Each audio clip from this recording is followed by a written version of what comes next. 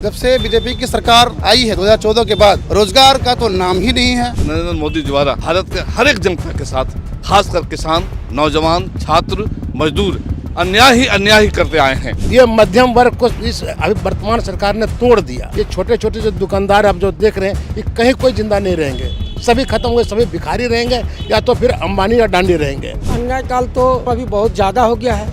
नए युवक लड़के जो बीएड करके इंजीनियरिंग करके 10,000 रुपया काम करने के लिए बाध्य है। और 2014 से लेकर आज तक कोई वैकेंसी नहीं है। ये बेरोजगारी चरम सीमा पे है। 10 साल का कार्यकाल मोदी सरकार का रहा, ये अन्याय काल है।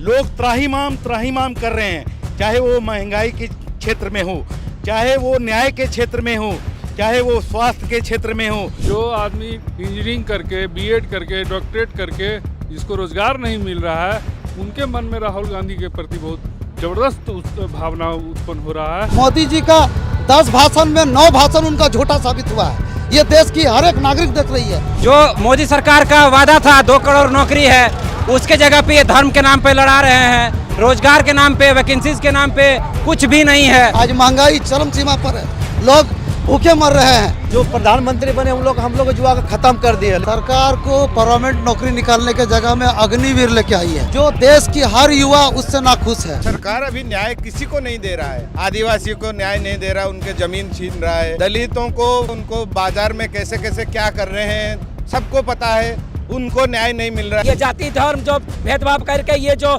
चला रहे हैं बीजेपी का, जो मंदिर के नाम पर, जाति के नाम पर, धर्म के नाम पर जो राजनीति कर रहे हैं, ये अब नहीं चलेगा। अब राजनीति होगा तो आपका अधिकार के लिए होगा। महिलाओं के साथ में क्या हुआ, जो इंटरनेशनल प्लेयर है उनको न्याय नहीं मिला, उनको एफआईआर दर्ज करने के लिए सुप्रीम कोर्ट का दरवाजा खड़ाना पड़ा। तो कहने का मतलब है वो हर किसी को डराना चाहते हैं, चाहे वो आर्मी हो, चाहे सर्विस सेक्टर हो, पब्लिक सेक्टर हो, चाहे गवर्नमेंट एम्प्लॉय हो, या मीडिया वाले हो, या मजदूर हो, किसान हो, पढ़ने वाले बच्चे हो, मतलब सबको डराने की कोशिश कर रहे हैं। एक तानाशाही डिक्टेटरशिप की तरह कर रहे हैं। नरेंद्र मोदी अपना कद बढ़ाना चाहते हैं। वो अपना कद किसका नाम लेकर बढ़ाना चाहते हैं? नरेंद्र मोदी नेहरू जी का नाम लेंगे, इंदिरा जी का नाम लेंगे। वो अपने आप को कंपेयर करना चाहते हैं, लेकिन वो जीवन में नहीं कर सकते। नेहरू जी ने जो भारत का निर्माण किया, उन भारत के निर्माण में बहुत सारे अस्पताल बनाए, बहुत सारी स्कूल कॉलेज बनाए। ये सारे भारतीय जनता पार्टी और आरएसएस के नेता उन्हीं स्कूलों में तो पढ़े हैं, उन्हीं अस्पतालों में उनका जन्म हुआ होगा। प्रधानमंत्री का मुझे भाषण सुन के इतना शर्मनाक फील होता है कि हमारे देश का प्रधानमंत्री इतना झूठा कैसे हो गया। ये उद्योगपतियों की सरकार है, ये गरीबों की सरकार नहीं है, ना ही मध्यम वर्ग के परिवार की सरकार है। हर गारंटी फेल है मोदी जी की। किसानों पे लाठियां पड़ी, वो मोदी जी की गारंटी। कीलें खड़ी हुई, वो मोदी जी की गारंटी। पहलवानों को घसीटा गया, वो मोदी जी की गारंटी। फौजी हमारे शहीद हुए, वो मोदी जी की गारंटी। बेरोजगारी है, वो मोदी जी की गारंटी। हर आदमी तो परेशान है, इधर किसान, इधर जवान इधर बैठे, किसान अभी आ रहे हैं, वो आधे किसान वहाँ बैठे हैं। बेरोजगारी, शिक्षा पे टैक्स लगा दिया 18% जीएसटी। देश के गरीबों को, मध्यम वर्ग के लोगों को हाथ में कटोरा पकड़ा दिया। ये काम किया मोदी जी। मोदी ने कहा विकास। अरे 10 साल में हमारे पर इतना कर्ज कर दिया। जो 14 प्रधानमंत्री अब तक देश के ऊपर रहे हैं, उन्होंने कुल 55 लाख करोड़ का कर्जा था, आज वो 205 लाख से ऊपर भी बढ़कर के हमने जो कर्जा हो गया है। पढ़ाई लिखाई बंद, स्कूल बंद, कॉलेज बंद, सारा कुछ बंद। सबको लाइन लगा के पकौड़ा बेचवाए। ईवीएम हैक कर रखा है। कोई आज की डेट में कोई अदालत छोड़ी है, इन्होंने चुनाव आयोग को खरीद रखा है, ईडी को खरीद रखा है, सीबीआई को खरीद रखा है। रोजगार चाहिए, धंधा चाहिए, नौकरी चाहिए। आज सब पे स्थिति क्या खराब है। आज बेरोजगारी, महंगाई इस तरह पूरी तरह हाय मची हुई है। 9 साल से फेंके जा रहे हैं, और क्या रह गया यार। मोदी जी से हम इसलिए नाराज हैं कि हर एक काम 10 साल से जब से ये प्रधानमंत्री का पद संभाला है, तब से उल्टा पुल्टा काम कर रहा है। देश के गरीबों को, मध्यम वर्ग के लोगों को हाथ में कटोरा पकड़ा दिया। ये काम किया मोदी। उनका काम नहीं है सिर्फ बोलना है, ताकि जनता जो है गुमराह हमेशा राशन फासन नहीं लेते उसका। हम मोल लेके खरीद के खाते हैं। यही तो देश के जनता को कटोरा पकड़ा दिया मोदी ने। इसीलिए तो कटोरा पकड़ा दिया कि लो पकड़ो कटोरा, हमने भीख दे रहे हैं तुम। रोजगार चाहिए, धंधा चाहिए, नौकरी चाहिए। हमें नौकरी नहीं चाहिए। हमारे पीछे बहुत भाई लोग हैं, पढ़े लिखे हैं, वो बेचारे आज पटरी पर बैठे गए। उनकी माता पिता से पूछो क्या गुजर रहा है। रामराज उनका बपौती है, उनका खरीदा हुआ रामराज। हम हिंदू, हमारा रामराज नहीं है, हम भी हिंदू हैं। रामराज उनका बपौती नहीं है कि औलादी है। हम नकली हिंदू हैं जो उसका विरोध करते हैं। वो इंदिरा जी नहीं हो जाएगा, राजीव गांधी जी नहीं हो जाएगा, कुछ भी कर लेगा। काय की गारंटी? देश बर्बाद हो गया, गारंटी है इसको? गारंटी कहते हैं आप इसको? गारंटी कहते हैं कि जो देश बर्बाद हो गया, जो हमारे सिर पे कर्ज हो गया, जो 140 करोड़ जनसंख्या, जो 205 लाख करोड़ से भी ऊपर इन्हीं के 2014 के बाद में जो अब तक का प्रधानमंत्री रहे, उसके बाद में कम से कम 145-50 लाख करोड़ का जो कर्ज देश पे हुआ है, वो कम से कम हर एक आदमी पे 1,40,000 रुपए का कर्ज आता है, जो आदमी पैदा होने वाला भी है उसको भी ध्यान नहीं करा। बड़े बच्चे का तुम्हें बोलो, जनसंख्या बढ़ रही है, इनके लिए साधन भी बढ़ने चाहिए। जब हमारे बच्चों के लिए रोजगार नहीं होंगे तो उसके बाद में जो रोजगार थे वो सारे प्राइवेट कर दिए। कहाँ है रोजगार? बताइए पहले, उनको हमने कर दिया। अरे अपनी जुबान पे रहते 15 लाख रुपए खाते में देने वाली बात थी, रहे मोदी जी जुबान पे अपने आज करके दिखा दे इस बात को। अगर हमने 10 साल हो गए, दे 20 करोड़ लोगों को हमने, जनसंख्या को हमने, हमारे देश की जनसंख्या कम से कम 20 करोड़ में एक परिवार में कम से कम 5 आदमी, तो कम से कम 100 करोड़ परिवारों का भला होगा। ये तो मैं आपसे उस बात को देना अपनी जबान के पीछे। मोदी जी का कोई जलवा नहीं है, ये मोदी जी का कोई इफेक्ट नहीं है बिल्कुल भी।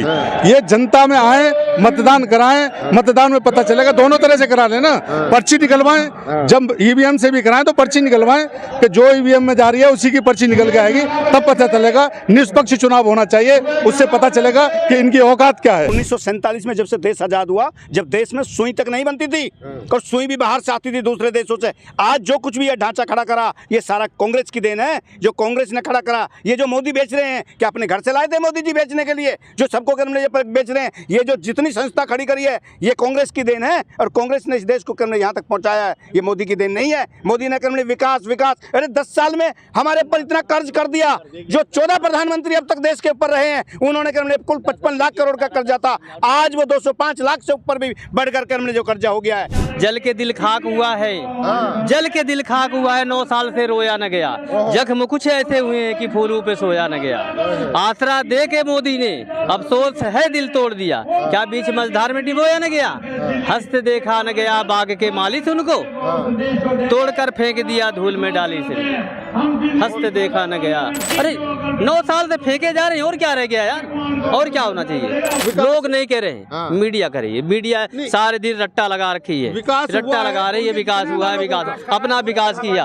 आज सब पे स्थिति क्या खराब है। आज बेरोजगारी, महंगाई इस तरह बुरी तरह हाय मची हुई है। मीडिया वालों ने खुद बताया, बीजेपी के खिलाफ 90-95% लोग बाग नाराज हैं। ये हिंदू, क्या एक बात बताओ, मेरा शरीर तो पूरा हुआ नहीं है और उसके बाद में मैं मंदिर में प्राण डाल दूं? अरे मंदिर में प्राण डालने वाले थे तो उसके बाद में पहले उसकी बुर्जी बनती। हिंदुओं का अपमान हुआ है इस चीज से। ये कहते हैं ना हमने मंदिर बनाया, ये मंदिर नहीं बनाया, ये हिंदुओं का अपमान करा है इस चीज के लिए। पढ़े लिखे हैं लोग, पढ़ लिख करके ऊंचे पर जा रहे हैं, उनको कहते हैं तो कहते हैं जो भाई नौकरी में क्या है, नौकरी में कुछ नहीं है, पकौड़ा बेचो, पकौड़ा में सब कुछ मिलेगा।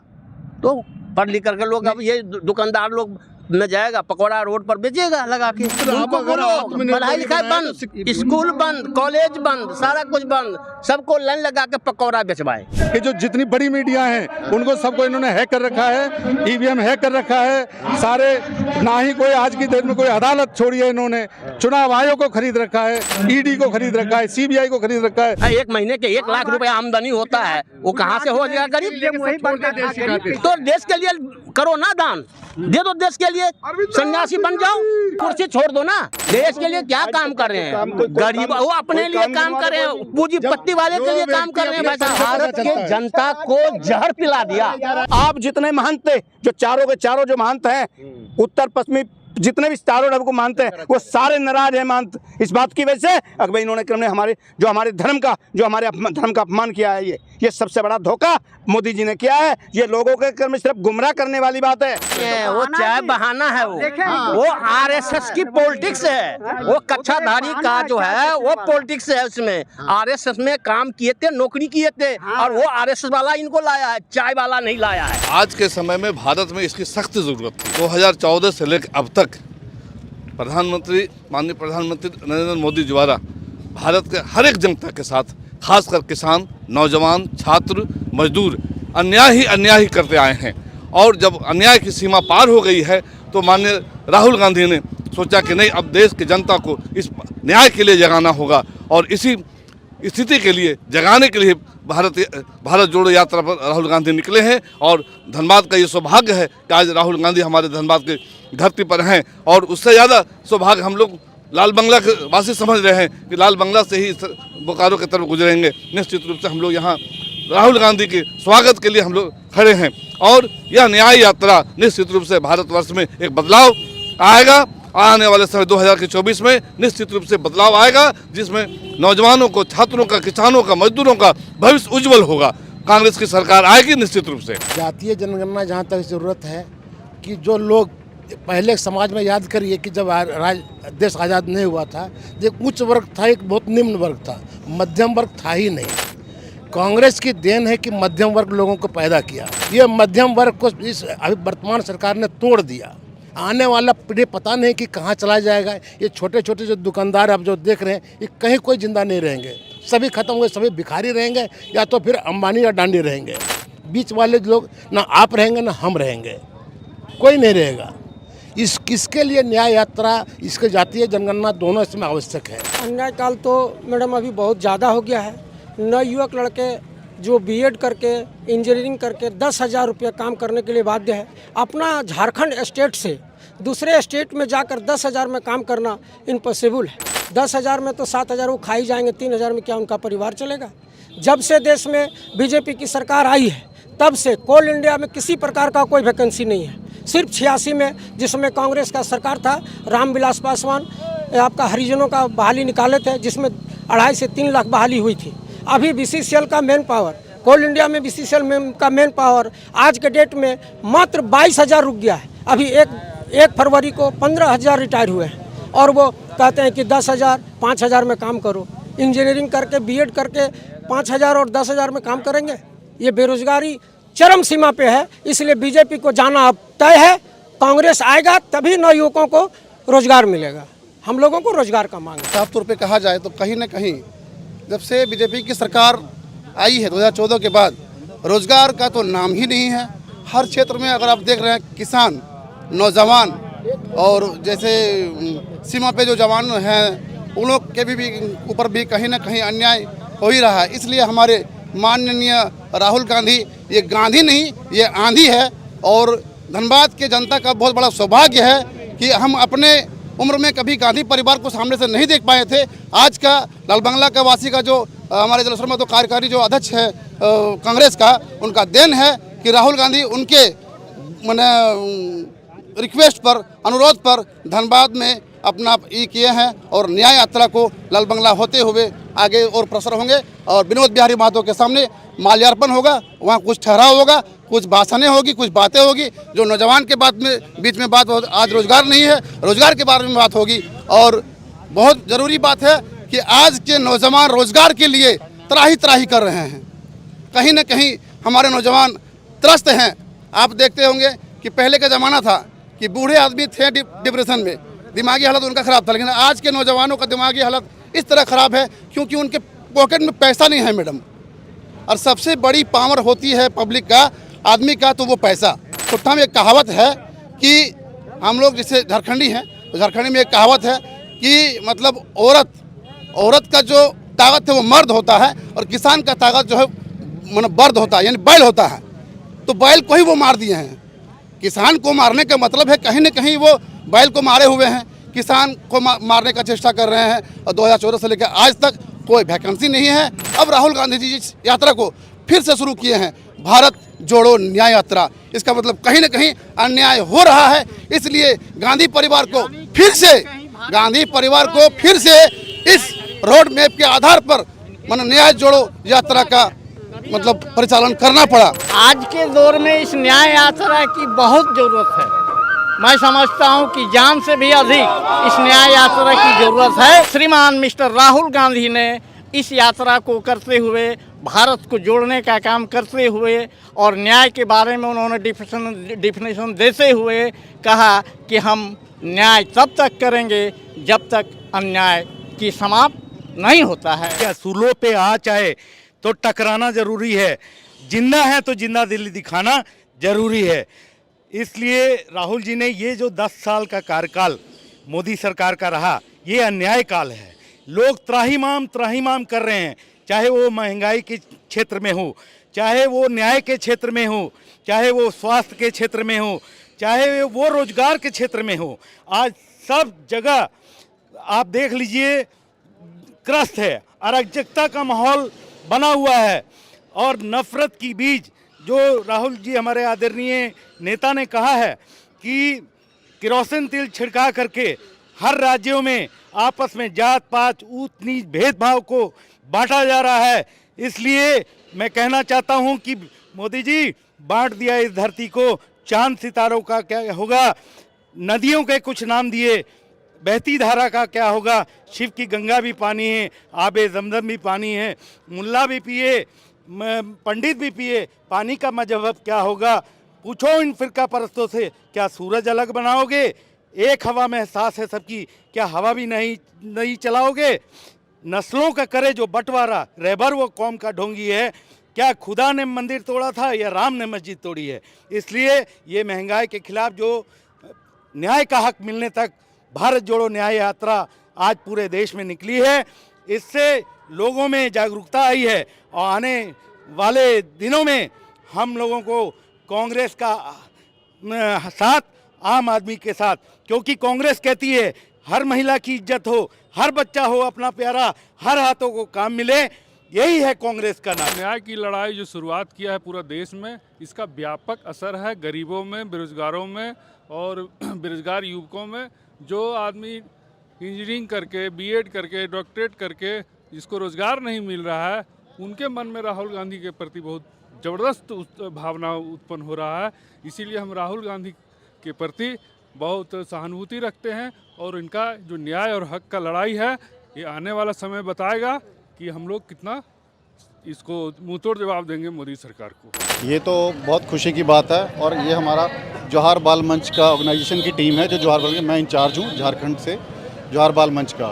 और जो राहुल जी ने एक विंग स्टार्ट की है बच्चों के लिए, जिसमें हम भारतीय संस्कृति को बचा रहे हैं, जो कि आज की भाजपा सरकार हिस्ट्री में से रिमूव कर रही है और बच्चों को अनएजुकेटेड करके उनकी जो एजुकेशन को लेस, हिस्ट्री को जो लेस करके बताया जा रहा है, उसको हम बचाने की कोशिश कर रहे हैं, जो हमारा जौहर बाल मंच कर रहा है। अभी बहुत पॉलिटिकल बहुत बड़ा एजेंडा है जो कि पब्लिक फंड्स को मिसयूज है। वो टोटल देखो, मैं जौहर बाल मंच से हूँ तो स्पेशल टिप्पणी मेरी नहीं रहेगी, फिर भी जो कि मेरी नज़रों के सामने आएगा एज ए कॉमन मैन, तो ये सारा बेनिफिट ना अडानीज़ को जा रहा है, अडानीज़ अंबानीज़ के लिए काम हो रहा है, कॉर्पोरेट वर्ल्ड के लिए है।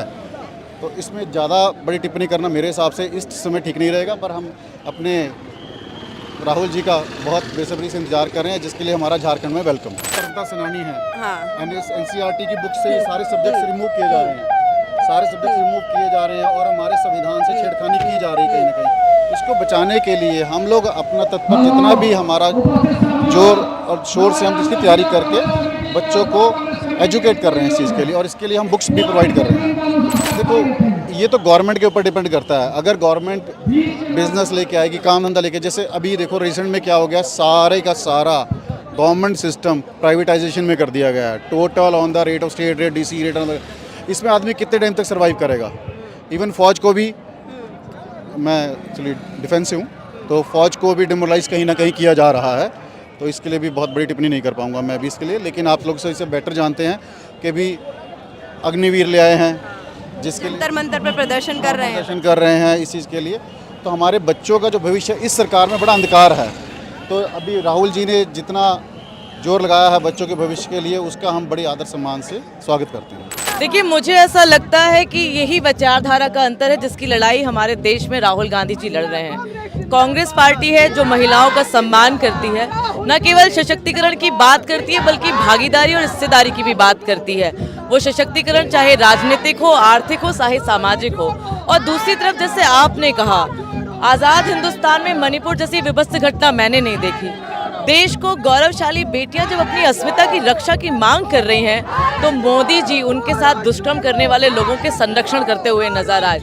आज जो महिला शक्ति है, मुझे खुशी होती है जब राहुल जी 5 न्याय की बात करते हैं तो नारी न्याय और भागीदारी न्याय लेकर आते हैं। और उनके पिता स्वर्गीय राजीव गांधी जी ने लोकल बॉडी चुनाव में महिलाओं को आरक्षण दिया। आज क्या हुआ? मोदी जी, आपने महिलाओं को सब्ज बाजार तो दिखाए, 33% आरक्षण की तो बात की, लेकिन क्या हुआ? 10 साल के लिए हमारा विधानसभा और लोकसभा में जाने का रास्ता आपने बंद किया है। झारखंड में आपने देखा, आप उधर भी गई थी, झारखंड की संस्कृति को स्वागत करते हुए राहुल गांधी जी की लिए यहाँ महिलाएं खड़ी हुई हैं। ये लोग जो भारत को जोड़ने की बात करते हैं, मैं महिला हूँ। घर भी जब कभी बिखरता है ना तो पहले दिमागी तौर से बिखरता है, घर की चार दीवारी बाद में अलग होती हैं। वैसा ही समाज में कहीं ना कहीं माहौल खड़ा कर दिया गया है। लोगों को धर्म के नाम पर, खाने के नाम पर, कौन क्या पहनेगा, कैसा दिखेगा, कहीं ना कहीं विभाजन की राजनीति शुरू हो गई है और महिलाएं आपको मुंहतोड़ जवाब देंगी। विश्वास हमें कहीं नजर आया तो केवल एक नेता में नजर आया, राहुल गांधी जी में। वो ईडी का सामना करता है, 55 घंटे लगातार सामना करता है। मोदी जी, दम है तो डालो ना जेल के अंदर। केवल अपनी गोदी मीडिया से उनको ईडी का छापा पड़ा, रेड डल गई, कांग्रेस के नेताओं से नहीं चलता। आज देश की महिलाएं जानती हैं कि उनकी अस्मिता की रक्षा कोई हिंदुस्तान में करता है तो वो राहुल गांधी है और बहन प्रियंका है, जो उन्नाव के पीड़ित महिला के साथ नजर आती है, जो मणिपुर में अत्याचार हो रही महिलाओं के साथ खड़ी नजर आती है। और आज झारखंड में हम लोग सब उनका स्वागत करने के लिए पलक पावड़े बिछाकर यहाँ पर खड़े हुए हैं। ये विश्वास है हमारा राहुल जी के लिए, कांग्रेस पार्टी के लिए। देखिए, लगातार आप देखें कि कांग्रेस पार्टी ने महिलाओं को जो सम्मान दिया है, चाहे वो पहली मुख्यमंत्री हों, राष्ट्रपति हों, स्पीकर हों, सभी में महिलाओं को आगे बढ़ाने का कांग्रेस पार्टी ने काम किया। आज नारी न्याय और भागीदारी न्याय, क्योंकि नारियों को आगे लाकर उनको कैसे सशक्त कर कर विधानसभा, लोकसभा में, राज्यसभा में उनकी भागीदारी को सुनिश्चित करना है, ये हमारे नेता राहुल गांधी जी और कांग्रेस पार्टी ही कर सकती है। आप देख रही होंगी कि झारखंड में महिलाओं में उत्साह है।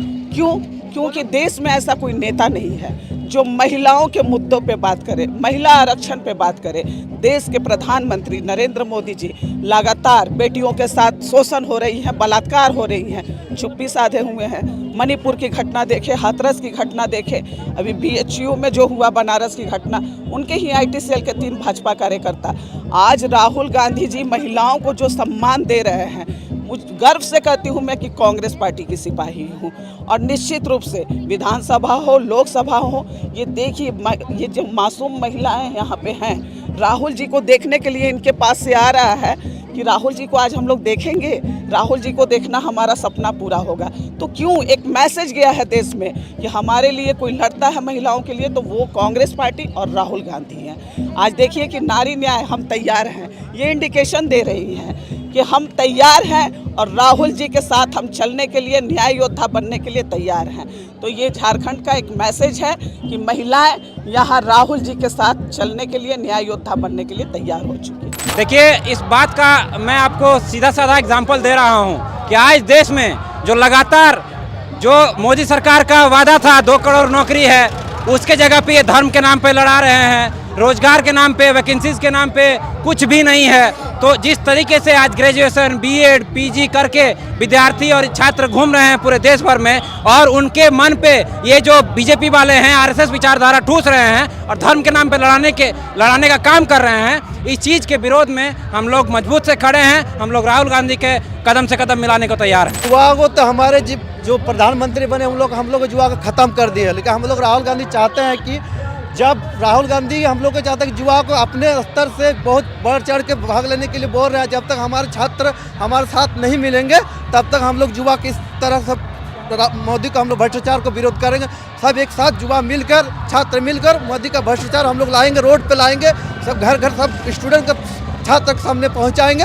वही हम राहुल गांधी कदम से कदम मिलाकर हम लोग साथ देने के लिए तैयार छात्र संघ। सरकार को परमानेंट नौकरी निकालने के जगह में अग्निवीर लेके आई है, जो देश की हर युवा उससे नाखुश है। अग्निवीर के जितना नौजवान जो तैयारी साल साल भर करके रहते हैं, राहुल गांधी के साथ आज पूरा देश का युवा सड़क से लेकर संसद तक, इसके विरोध पर हम लोग आवाज़ उठा रहे हैं कि अग्निवीर योजना जो सरकार लेके आई है बिल्कुल फ्लॉप है। मोदी सरकार युवाओं को ठगने का काम कर रही है। मोदी सरकार अगर जल्दी सचेत ना आएगी तो हम लोग उनको 2024 का चुनाव में उनको सत्ता से बेदखल करने का कोशिश करेंगे। तो सरकार 10 साल से सिर्फ झूठी वादी करते आ रही है, सिर्फ झूठा बोलते आ रही है। 15 लाख योजना, 15 लाख खाते पे भेजूंगा या तरह तरह की बहुत सारी, मोदी जी का 10 भाषण में 9 भाषण उनका झूठा साबित हुआ है। ये देश की हर एक नागरिक देख रही है। फिर भी जब इनको चुनाव का वक्त आता है तो नया सगुफा, कभी धर्म के नाम पर, कभी आपका सेनाओं का नाम पर इस तरह करके उन्होंने वोट प्राप्त किया, जो कि कहीं से ठीक नहीं है। आज महंगाई चरम सीमा पर है, लोग भूखे मर रहे हैं। 5 किलो अनाज पर वो पूरा देश को सोच रहे हैं कि हम शासन करेंगे, ये नहीं होगा। सड़क से लेकर संसद तक युवा इस बार राहुल जी के साथ है। राहुल जी नुक्कड़ पे, गली पे, चौराहे से हर एक युवाओं को एक एक दर्द को जान के उस संसद तक पहुंचेंगे। जब वो संसद पर आवाज़ उठाते हैं तो उनको तरह तरह का ब्लेम लगाकर उनको बर्खास्त किया जाता है। युवा सब देख रही है। मोदी जी को आपके माध्यम से मैं कहना चाहता हूँ कि होश में आए और युवाओं की आवाज़ जो राहुल गांधी है, इनके साथ आप किसी तरह का गलत बर्ताव ना करें। कांग्रेस ने दवेश का राजनीति कभी नहीं किया है। कांग्रेस पार्टी ने, भाजपा ने दिखा दिया 10 साल की राजनीति में कि किस तरह का दवेश का राजनीति होता है। तरह तरह का इल्जाम लगाकर आपने परेशान किया विपक्ष के पार्टियों को। मोदी सरकार बिल्कुल डर रही है। अगर नहीं डरती, अगर उनको उतना सिक्योर रहता कि हम चुनाव जीत सकते थे, तो बिहार में वो सत्ता परिवर्तन नहीं करवाती। यहाँ पे जबरन चीफ मिनिस्टर को, हमारे चीफ मिनिस्टर को उनके साथ गलत तरह का आज तक किसी तरह का कोई साबित नहीं हुआ है। आप उनको गिरफ्तारी सम्मन पर सम्मन नोटिस कर रहे हैं। दिल्ली में केजरीवाल जी को नोटिस कर रहे हैं, जो कि वकीलों से उन्होंने भी राय लिया है। वकीलों ने उनको बोला है कि आप गलत सम्मन भेज रहे हैं। लेकिन सिर्फ ये एक तरह से शासन का दुरुपयोग कर रही है भाजपा। ये एक एक आम जनता जान रही है। यहाँ तक कि आज हम लोग सड़क पर है, भाजपा के जो वोटर और सपोर्टर थे वो भी बोल रही है आज के डेट में कि मोदी जी गलत कर रहे हैं।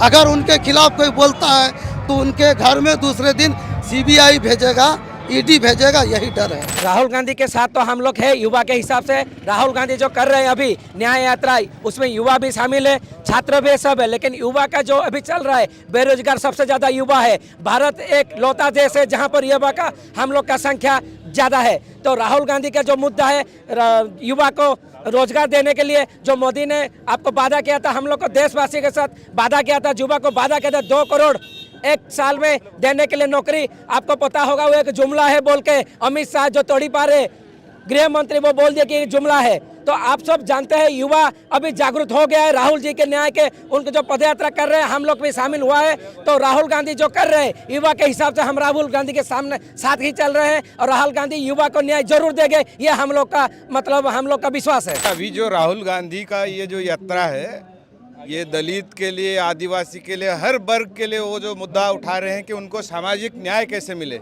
हम लोगों का अभी क्या हो रहा है देश में, न्याय के मतलब सरकार अभी न्याय किसी को नहीं दे रहा है। आदिवासियों को न्याय नहीं दे रहा, उनके ज़मीन छीन रहा है।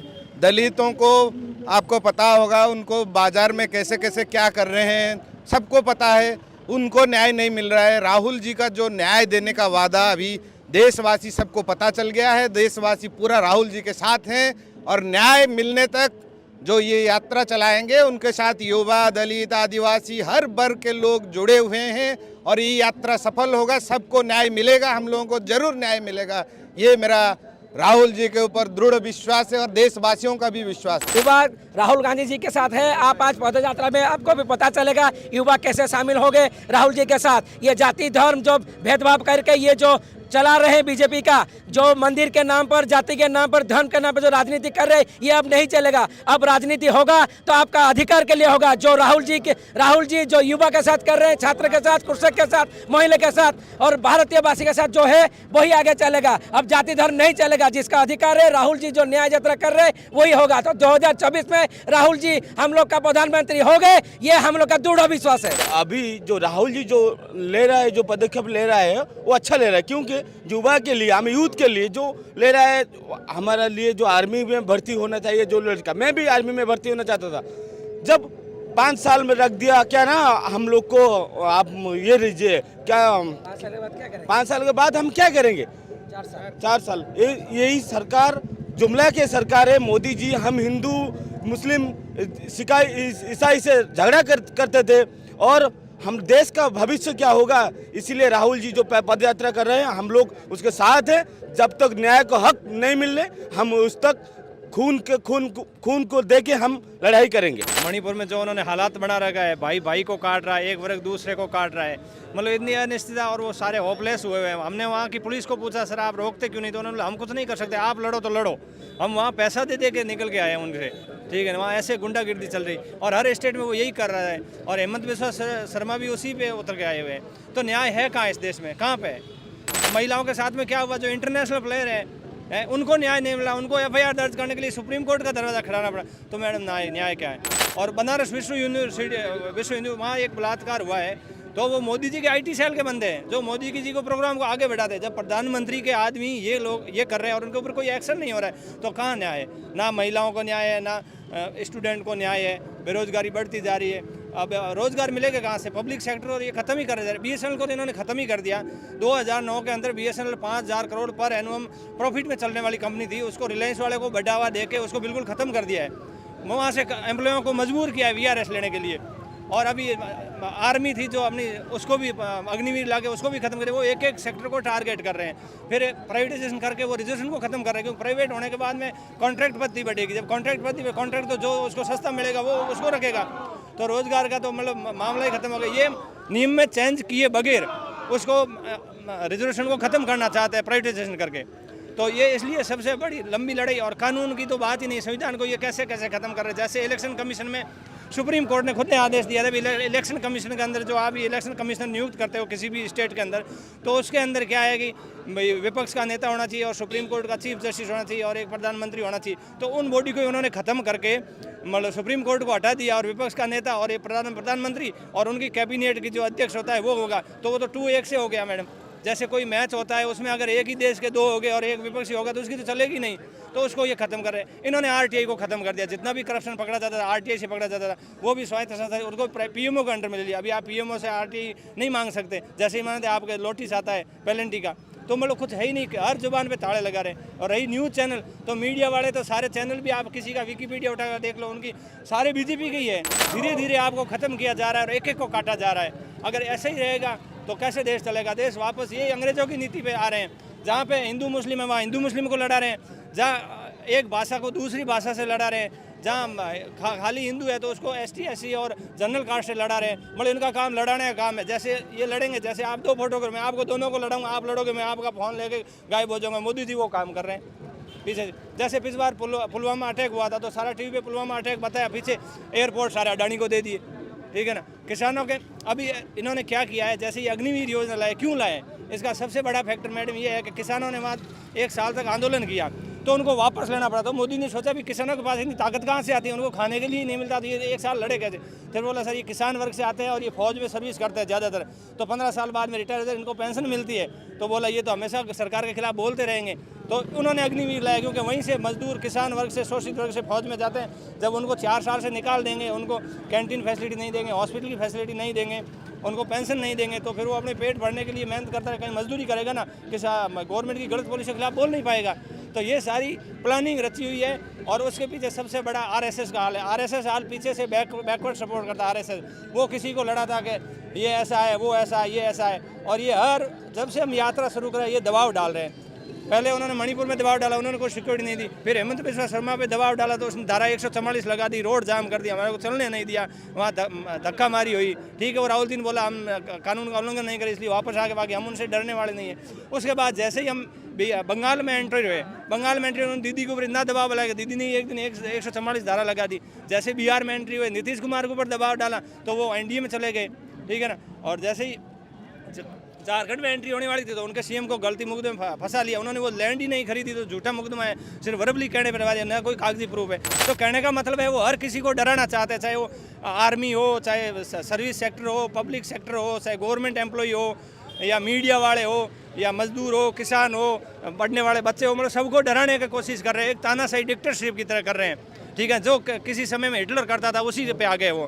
उनके लिए कानून व्यवस्था कोई मायने नहीं रखता है, वो कानून को नहीं मानते। वो तो मनुस्मृति को लागू कराना चाहते हैं, जिसके अंदर सारी ऊंच नीची है, आप अलग हो, मैं अलग हूँ, महिला मंदिर में नहीं जा सकती, वो जैसे आप केरला में नहीं सुना, वो उस मनुस्मृति को लागू कराना चाहते हैं। ये छूत है, ये अछूत है, बातें बड़ी बड़ी करते हैं। अभी इन्होंने राम मंदिर बनाया या कोई और मंदिर बनाया, वहाँ ST SC को तो अलाउड ही नहीं है किसी भी मंदिर में, तो फिर वो हिंदू नहीं है क्या?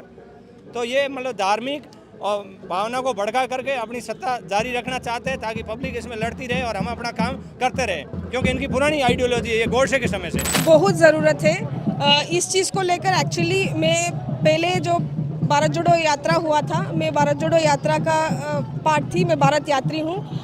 कन्याकुमारी से कश्मीर तक राहुल जी के साथ मैं भी चली थी, और इतने सारे महिलाओं को, युवाओं को, मैं NSUI का ऑफिस बेरर हूँ, तो बहुत सारे बच्चों को, स्टूडेंट्स से और यूथ से, महिलाओं से मिलने का मौका मिला। वो जो यात्रा में हम देखा है, there is so much discrimination, there is no equality. बात करने के लिए बहुत कुछ बात करते रहते हैं, लेकिन रियलिटी में ऐसा कुछ नहीं है। Reality is very different from what we are thinking. बहुत ज़्यादा इक्वालिटी, बहुत ज़्यादा इसके ऊपर बात करना चाहिए, और ये बात कोई और नहीं कर सकता है जो राहुल जी कर रहे हैं। सिर्फ और सिर्फ राहुल जी ही कर सकता है, चाहे वो भारत जोड़ो यात्रा हो और ये भारत जोड़ो न्याय यात्रा हो। हमको बहुत खुशी हुआ जब ये यात्रा के बारे में सुना था, और ये 5 न्याय, जो महिला न्याय, किसान न्याय, भागीदारी न्याय, श्रमिक न्याय और युवा न्याय, ये जो मुद्दे हैं, ये न्याय को लेकर राहुल जी जो यात्रा कर रहे हैं, इसको लेकर हमको बहुत खुशी हुआ। क्योंकि जो भी हम यात्रा में देखे थे, पहले जो फर्स्ट भारत जोड़ो यात्रा में जो देखा था, उसको लेकर कंटिन्यूटी में ये यात्रा करना, और इतना अच्छा रिस्पॉन्स, हर एक जगह से रिस्पॉन्स आना, और सब उनकी तरफ से क्या कोई लेके आना या यहाँ पे खड़े होना, ऐसा नहीं, सब उनकी तरफ से खुद से आके शामिल होना। They are being part of the yatra themselves. This is what is saying, like, what our country needs. No democracy. Democracy had been killed long back. So whatever is happening, definitely we need महिला का न्याय तो होना चाहिए, उसमें equality हो। ये जो हमारा कांग्रेस पार्टी में जो है, मतलब हम सबको वो सम्मान मिलती है। मैं एक नॉर्मल परिवार से आती हूँ, कोई भी पॉलिटिक्स में नहीं है, लेकिन मैं NSUI ऑर्गेनाइजेशन में आई हूँ सिर्फ और सिर्फ हमारा ऑर्गेनाइजेशन की आइडियोलॉजी वजह से, और राहुल जी का जो ट्रांसफॉर्मेशन लेके आया है ऑर्गेनाइजेशन में, उसकी वजह से मैं यहाँ पे हूँ। तो ये महिलाओं को लेके आना है, उन लोगों को हर एक कमिटी में महिलाओं को रहना है बोल के, मतलब हमारा हर एक चीज़, हर एक कमिटी में महिला रहता है, तो उसकी वजह से हम जो इक्वालिटी दे रहा है वो बाहर नहीं है। तो वो सब जगह होना है बोल के ये जो हम कर रहे हैं, ये बहुत अच्छा मैसेज जा रहा है। बहुत सारे महिला यहाँ पे है, बहुत सारे युवा यहाँ पे है, राहुल जी से मिलने के लिए आया है, राहुल जी को सुनने के लिए आया है। तो this is all itself is showing what our yatra is all about. देखिए, ये भारत जोड़ो न्याय यात्रा पहली बार नहीं हुई है। ये जब से देश गुलाम हुआ था, अंग्रेजों ने जो अन्याय करना शुरू किया था देश पर, तब न्याय दिलाने के लिए महात्मा गांधी के नेतृत्व में कांग्रेस पार्टी के नेताओं ने आज़ादी की लड़ाई लड़ी और लोगों को न्याय दिलाया, देश को गुलामी से आज़ाद करवाया। न्याय की यात्रा वहाँ से शुरू होती है। फिर नेहरू जी के नेतृत्व में भारत का निर्माण हुआ, उसी तरह से आगे बढ़ते हुए इंदिरा गांधी जी के नेतृत्व में आदिवासियों को अपना न्याय मिला, अपना हक मिला। तो ये जो न्याय और हक की जो यात्रा है, ये राजीव गांधी के ज़माने से, इंदिरा गांधी जी के ज़माने से, और अभी राहुल गांधी जी, मनमोहन जी की सरकार की अगर हम बात करें, तो वहाँ पर भी न्याय के बहुत सारे ऐसे कानून लाए गए। राइट टू एजुकेशन, ये छोटे बच्चों को न्याय देने की बात थी एजुकेशन के रिलेटेड। उसी तरह से right to information, right to food, मनरेगा, ये सारे जो कानून बने, ये न्याय था। देश की 150 करोड़ की जनता जब ये फील कर रही थी कि देश में नफरत का माहौल चल रहा है, इस माहौल को प्यार में बदलने के लिए, मोहब्बत में बदलने के लिए दुनिया में एक लौता नेता राहुल गांधी, जिसने 4000 किलोमीटर की पदयात्रा की नफरत को मिटाने के लिए।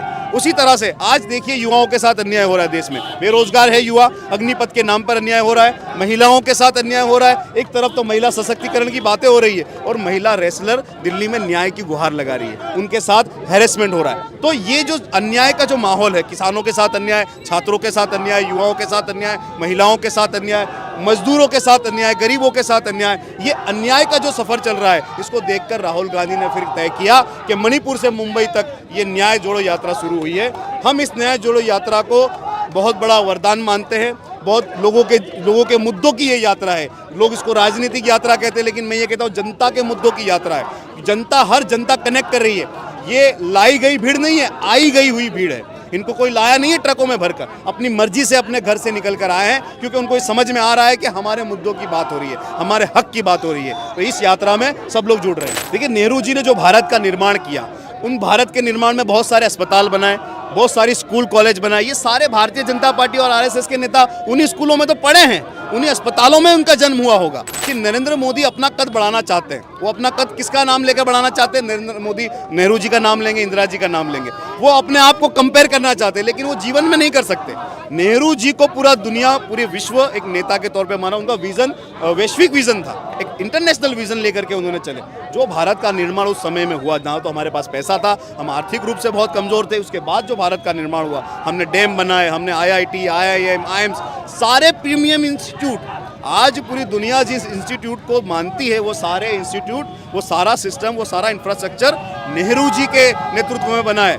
और नेहरू जी कोई ऐसे ही नेता नहीं बन गए थे, सालों तक जेलों में रहे, आज़ादी की लड़ाई में रहे, अंग्रेजों का जुल्म सहा, ये सब के बाद वो नेता बने। तो नेहरू जी का नाम लेकर के सिर्फ वो अपना कद बढ़ाना चाहते हैं और कुछ नहीं। उनके कोर एजेंडा जो है, आरएसएस का जो कोर एजेंडा है, उस एजेंडे में द्वेष है, उस एजेंडे में हिंसा है, उस एजेंडे में नफरत है। पहले से ही वर्ण व्यवस्था की बात करते, जो मनुवादी विचारधारा में जो मानते हैं, वो ये मानते हैं कि पिछड़ों का हक नहीं है, पिछड़े और जो दलित है, जो आदिवासी है, जो वो हमारे बराबर कैसे बैठ सकते हैं। इस मानसिकता के साथ वो राजनीति कर रहे हैं। तो ये मानसिकता को बदलने के लिए, देखो, हमेशा कांग्रेस की हमेशा जो पॉलिसी रही, चाहे वो अंबेडकर जी के नेतृत्व में जो संविधान की सभा बनी, जो 2.5 साल तक पूरे लोगों से, पूरे देश से लोगों से सजेशन लिए गए, और 350 मेंबर्स ने मिलकर ये संविधान बनाया, जिसमें हर वर्ग को ये लगता है कि ये हमारे लिए है।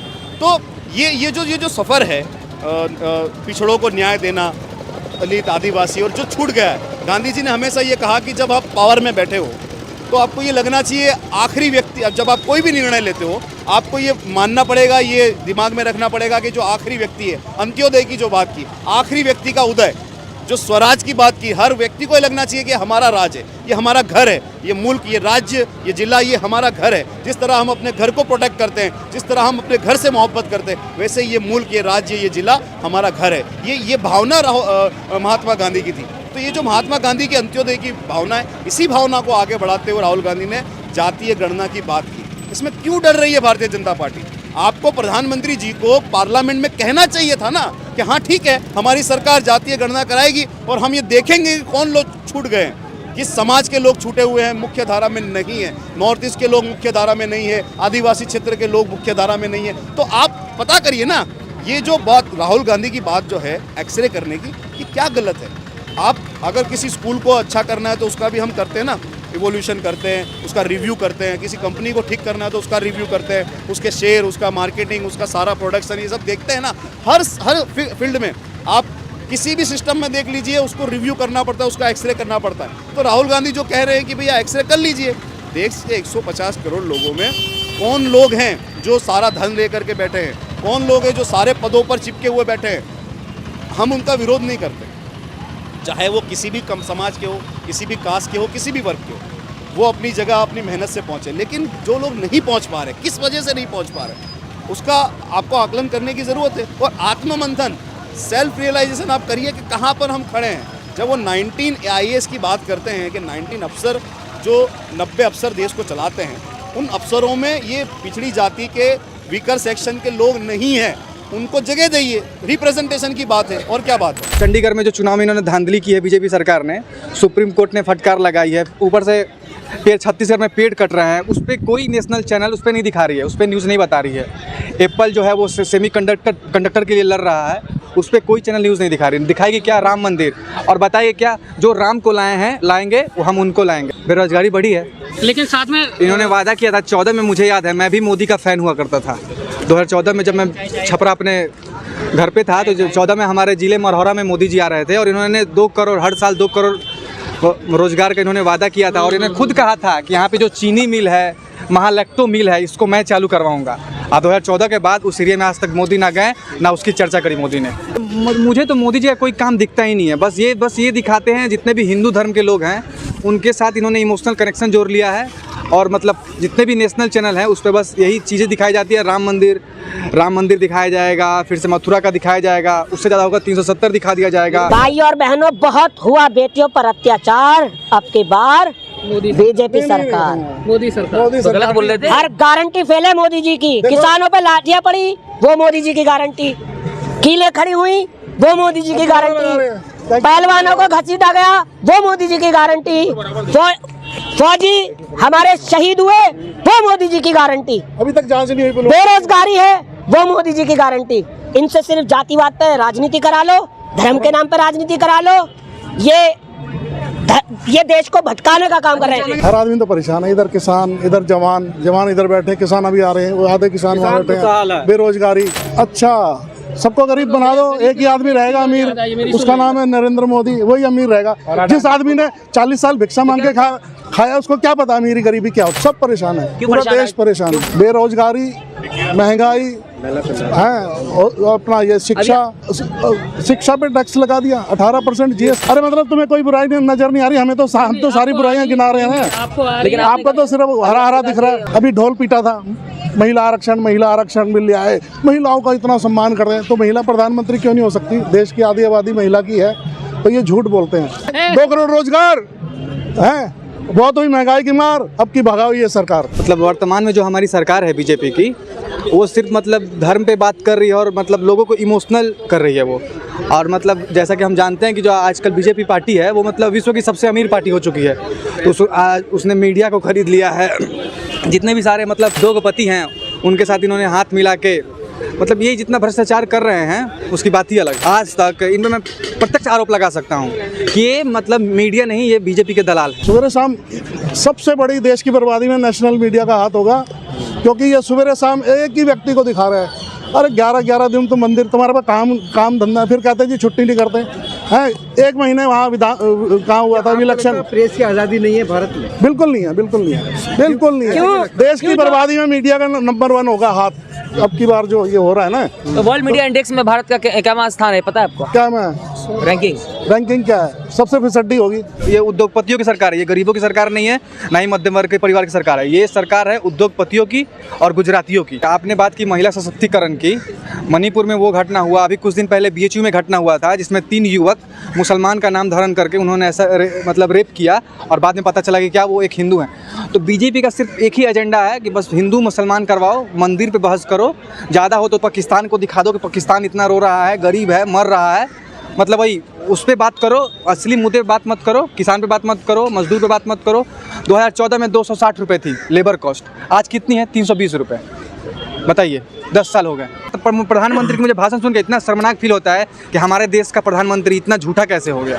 इतिहास में पहली बार सबसे झूठा प्रधानमंत्री मैंने देखा है, जो अपने माँ की सहानुभूति पे वोट लेता है, पुलवामा के सैनिकों पे वोट लेता है, मंदिर पे वोट लेता है, काम गिनवा के कभी वोट नहीं लेता है, सिर्फ ये झूठे सहानुभूति लेते हैं। मतलब हमारे स्वर्गवासी चौधरी चरण सिंह हुआ करते थे, जो ये बोलते थे कि जिस दिन समझिए मीडिया मेरे खिलाफ है तो मैं देश में काम हो रहा है, और जिस दिन मीडिया मेरे माफिक बोलने लगे ना, समझ लीजिए मैं बिक गया। वही हमारे देश के प्रधानमंत्री का हाल है।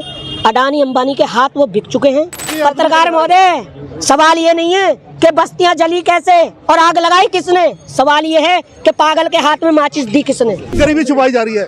ये जो लोग गरीब है ना देश में, अरे ये पर्दा डाल रहे हैं गरीबी पे। मैं बतला रहा हूं, अगर वो राशन नहीं मिलेगा ना, इतने लोग गरीब हैं तो तरक्की का भांडा अपने आप ही फूट जाता है। राशन वाली तो मैं बतला रहा हूँ, अपने आप भांडा फूट गया ना तरक्की का। आधे से ज्यादा आबादी गरीब है, ये भाई सब खुश हो रहे हैं। जैसे एक पुत्र मतलब जैसे जनरेशन गैप के कारण पिता के साथ इमोशन के साथ जुड़ा होता है, गलत भी होता है लेकिन एज इमोशनली वो कुछ बोल नहीं पाता है, वैसे इन्होंने ही धर्म के नाम पे लोगों को इमोशन से जोड़ लिया है।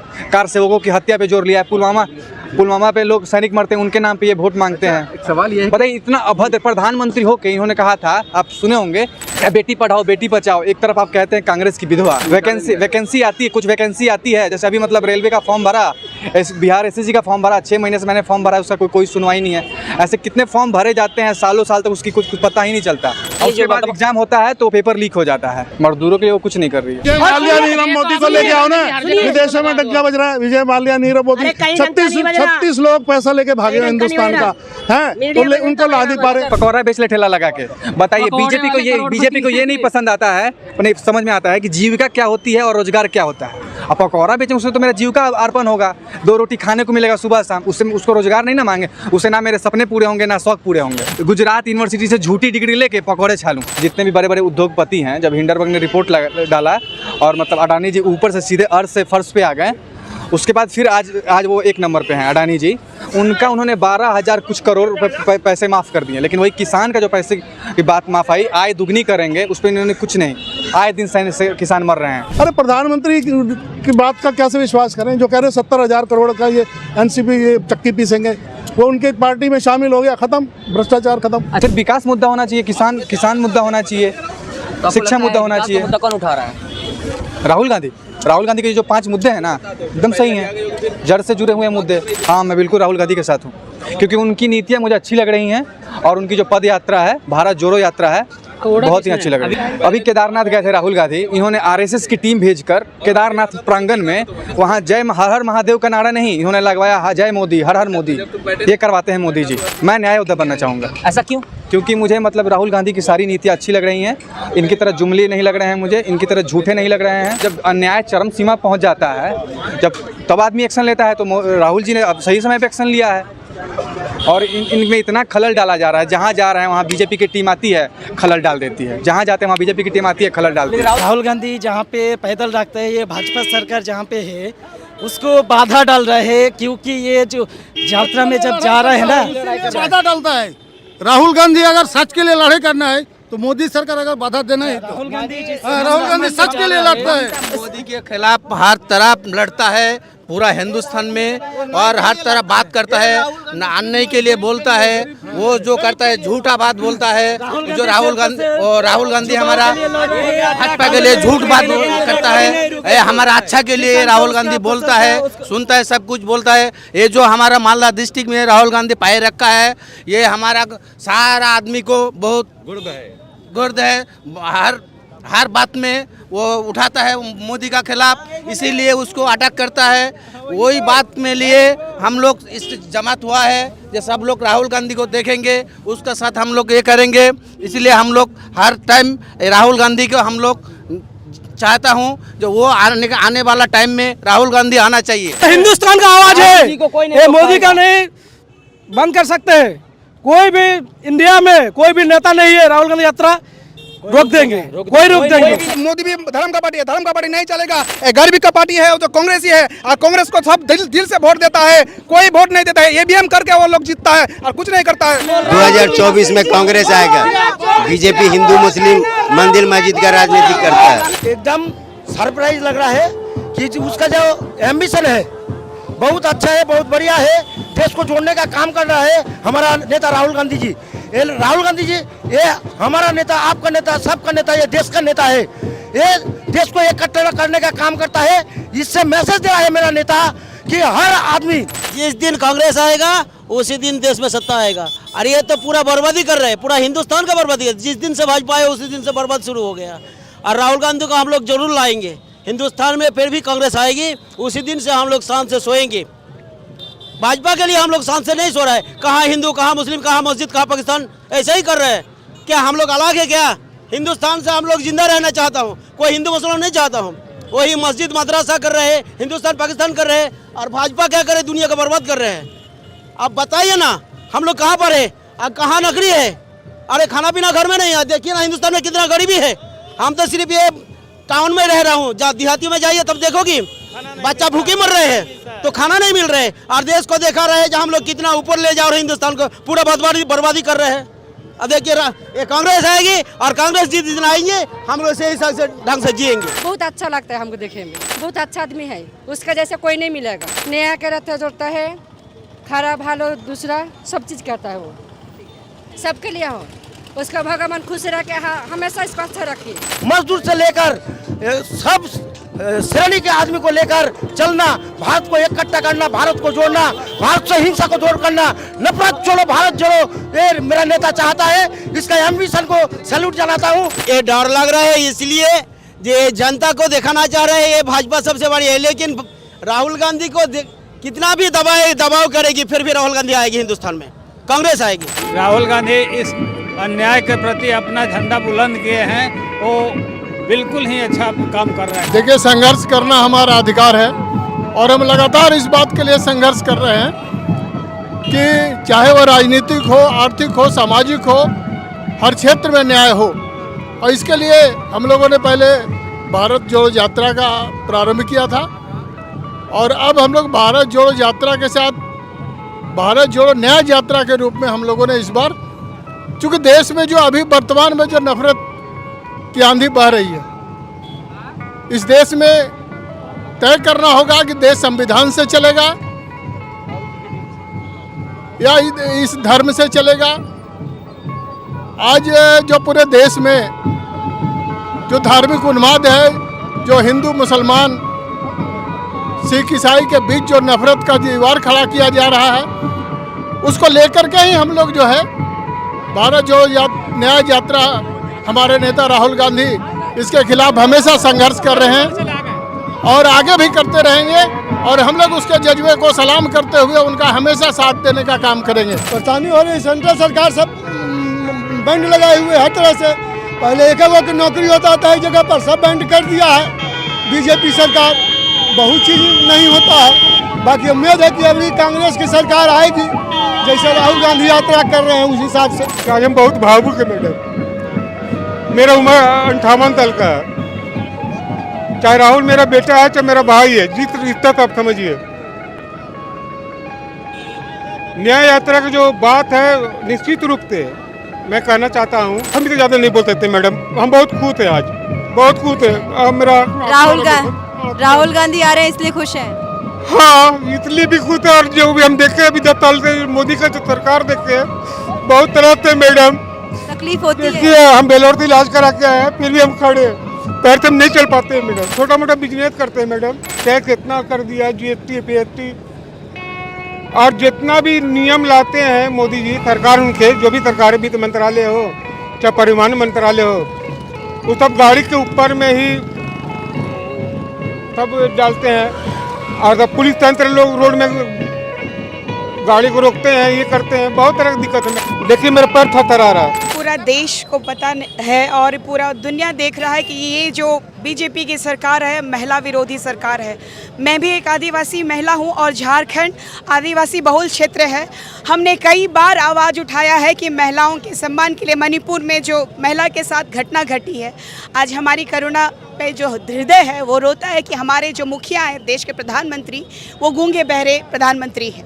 वो महिलाओं का सम्मान करते तो शायद उनके घर पे उनकी जो पत्नी है उनके साथ भी दुर्व्यवहार नहीं होता। आज पूरा देश में आदिवासी महिलाएं जो हैं, और आदिवासियों की बात छोड़ दीजिए, और भी कई सारी घटनाएं घटी हैं। हाथरस की घटना घटी है, बिल्किस बानो जी की घटना घटी है।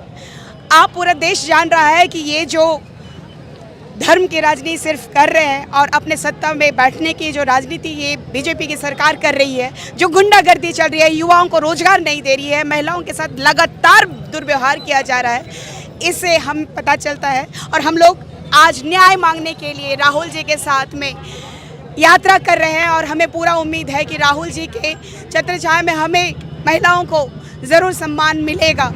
और जिस तरीके से राहुल जी हर महिलाओं के हक और अधिकार के लिए लड़ाई जो लड़ रहे हैं, मुझे पूरा उम्मीद है कि आने वाला समय महिलाओं के लिए, महिलाओं के परिप्रेक्ष्य में होगा। कि इनके ऐसे गुंडे हैं कि कुछ अगर हम राहुल गांधी जी के बारे कुछ कहते हैं तो हमारे चरित्र और हमारे चरित्र हनन की बात करते हैं, कोशिश भी करते हैं, लेकिन हम लोग फाइटर है। हमारे आदिवासी बहन, देश में महिलाएं सुरक्षित नहीं है।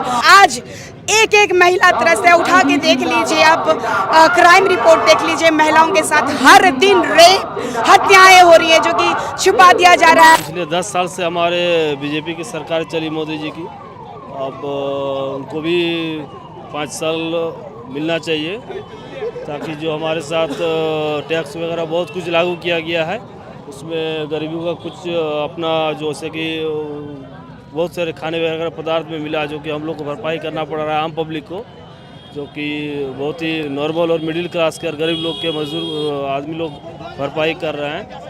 अब हमारे गांधी जी की, राहुल गांधी जी की सरकार अगर बनेगी तो इसमें जो आम पब्लिक, आम आदमी गरीब हैं, इन लोगों को अपना न्याय का हक मिलेगा। हमारा देश इधर उधर सब बिछड़ गया है, जिसके कारण वो अपना एक अलग सा तैयार कर रहा है। जो भारत जोड़ो न्याय यात्रा के तहत में अपने मुहिम चलाया है, जो हमारे पूरे राज्य को, झारखंड जो अभी बहुत सा पिछड़े हुए हैं, उस वर्ग को एक साथ में लाने के लिए, युवा को लाने के लिए उनका मुहिम बहुत अच्छा है।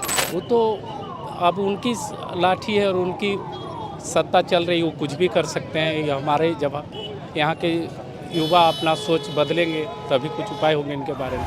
न्याय का हक मिलने तक।